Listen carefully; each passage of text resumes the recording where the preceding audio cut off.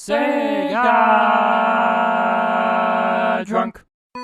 September 19th, 2019 is the date that the new Sega Genesis Mini drops, October 4th, 2019 for those in Europe and in the Middle East. There's 42 games on this gizmo, exactly twice the number that the SNES Mini came with. But let's face it, ultimately this thing is gonna get hacked and people are just gonna add whatever games they want. So I thought I'd take the opportunity to talk about some of the best Genesis games that are not already available on any version of the Genesis Mini in any region. So this is just a quick list of what I think are the 13 best games worth adding in no particular order. And just to avoid the super obvious games, I'm disqualifying sequels to games that are already on there. For example, Sonic and Sonic 2 are on most versions, so duh, of course it's obvious to add Sonic 3 and Sonic and Knuckles. You don't need some guy on the internet to tell you that. The same goes for Streets of Rage, Shining Forest, Golden Axe, but I will give a special shout out right now to Thunder Force 4. It's a little weird to see the third game on there, but not 4, considering it's gotta be one of the best Genesis games ever. So I'll say right now, if you like 3, then add 4, but again, that should be kind of obvious.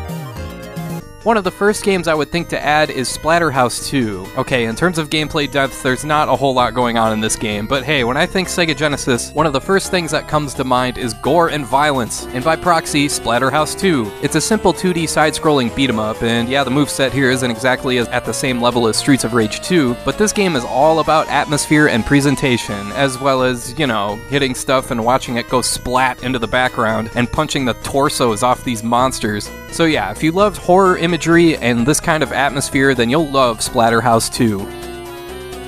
It's obvious why a game like Teenage Mutant Ninja Turtles Hyperstone Heist wasn't included on the Genesis Mini in any region. I'm sure licensing fees were pretty hefty, but still, this is a fun multiplayer beat-em-up that's a good time. You'll recognize certain elements from the two Turtles arcade games that preceded it, and yeah, there's only 5 levels here that are very, very long. But still, it's a 16-bit Ninja Turtles beat-em-up. Why wouldn't you add this? Yeah, I'll go to my grave saying Turtles in Time is way better, but still, Hyperstone Heist is worth a playthrough. Speaking of games left out because of licensing issues, Aladdin is another pick to add. Now, we can all argue until we're blue in the face about which Aladdin is better, the Genesis or the Super Nintendo version, but let's face it, both games are really good. But I'll definitely say the Genesis Aladdin has the upper hand in the visuals department. The sprite work here is freaking great, and despite the limited color palette, they really nailed the look of the movie. In addition to that, Aladdin's just a fun action platformer that's not too difficult, but not too easy either.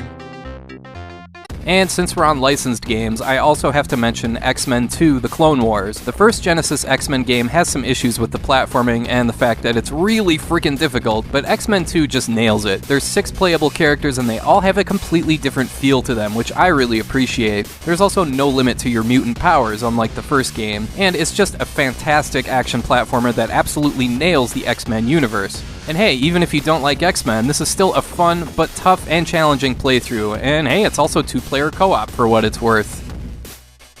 One game that people might miss is General Chaos, and I really admire games like this because it takes something as complicated as a war strategy game and it simplifies the gameplay while injecting it with a ton of personality. It's team-based one-on-one strategy where you pick from 4 different teams that all have 5 different skill sets, ranging between machine gunners, rocket launchers, flamethrowers, you get the idea, and your battles take place everywhere from forests, deserts, and even city blocks. You simply direct your troops where to go and where to shoot. General Chaos is a really fun versus multiplayer game, the rare strategy game that has a pick-up-and-play quality to it. Now, when I did a video on the 13 best games to add to your Super Nintendo Classic, I remember thinking that I could just list all role-playing games and nobody would even bat an eye. The same sort of logic applies to the Genesis Mini, only instead of RPGs, you could just do shoot-em-ups. Sure, it comes packaged with some great representations of the genre, like Musha and the aforementioned Thunder Force 3, but there's so many more you can add, everything from Gleylancer to Gaiares to Eliminate Down to Steel Empire. You really can't go wrong with any of those games. If I were to personally pick one, I always enjoyed Gleylancer the most. I don't know why. I guess I just managed to get further into that one compared to some of the others I listed. But yeah, shoot 'em ups and Genesis go hand in hand. Just pick out a couple out of this group you see here and you'll find out why. If you'd rather lean toward run-and-gun games, then there's stuff like Ranger X and Alien Soldier. Both of these are must-adds and must-plays, simply because they're such a great representation of what the Genesis did so well, which is lots of crazy stuff happening on screen all at once. Ranger X has some wonky controls that are a little tough to get used to, but once you do, the game is a quality playthrough. And yeah, Alien Soldier is made available on the China-South Korea region release, but it's a must-play game developed by Treasure that might be a top 10 game on the Genesis simply because of the absolutely insane enemy design and the crazy carnage you can cause. It's so much fun, and definitely check that one out any way you can.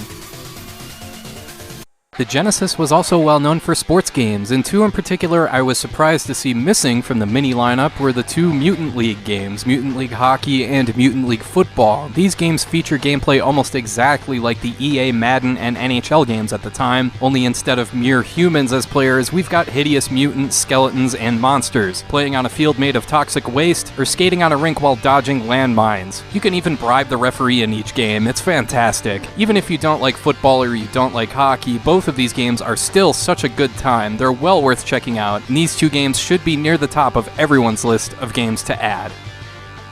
One auto mission from the Genesis mini lineup is Ristar, or Ristar, I'm not even sure the right way to pronounce that, but it's a game developed by Sonic Team, and it's a tremendously well-made platformer. You use your arms to stretch out in 8 different directions to grab enemies and headbutt them into oblivion, as well as climb and fling yourself into the stratosphere. It sounds weird, but it plays really well, and the main reason it's so good is because both the level design and the enemy design complement Ristar's abilities so well. Combine that with some fantastic visuals and a great soundtrack, and you have one of the best platformers on the system. Another great platformer that got left out is Rocket Knight Adventures. This game is a classic case of a game where you get to control a character that's overpowered like crazy with a ton of different abilities, and the controls are just perfect. The way the game is laid out makes it incredibly satisfying to just lay waste to everything in your path. There's all sorts of different weapons and attacks, and the level design and enemy design is up to the task, offering a substantial challenge without feeling cheap. Some of these boss fights here are great, reminiscent of something you might see in Gunstar Heroes. Rocket Knight Adventures was made by Konami, and you really can't go wrong with early 90s Konami. This game is the complete package, from the controls to the visuals to the soundtrack. It's a great playthrough. I have to mention Crusader of Centy, also known as Soleil on the Mega Drive, because there just aren't many other top-down adventure games on the system. One of them, Beyond Oasis, is coming packaged with the Mini, and if you like that game, then you'll love this. Yeah, it's kind of a shameless Zelda clone in many ways, but it does have plenty of other stuff going on, like having the power to communicate with animals? Sure, okay.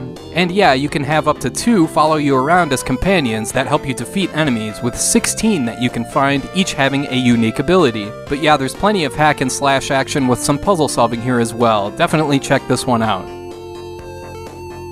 Last but not least, longtime viewers of this channel know that I have a certain affinity toward games that combine genres, and no game did that better on Sega Genesis than Herzog Zwei, which combines shoot-'em-up and top-down run-and-gun gameplay with real-time strategy. And the way everything is streamlined together makes for a fantastic playthrough. All the typical strategy management stuff is here, but the game is structured as such that you don't get bogged down in micromanaging everything. The focus is kept on the action. This game is way ahead of its time, and to this day, it's one of the best Genesis games ever made.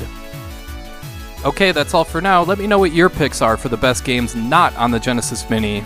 And as always, thank you for watching, and I hope you have a great rest of your day.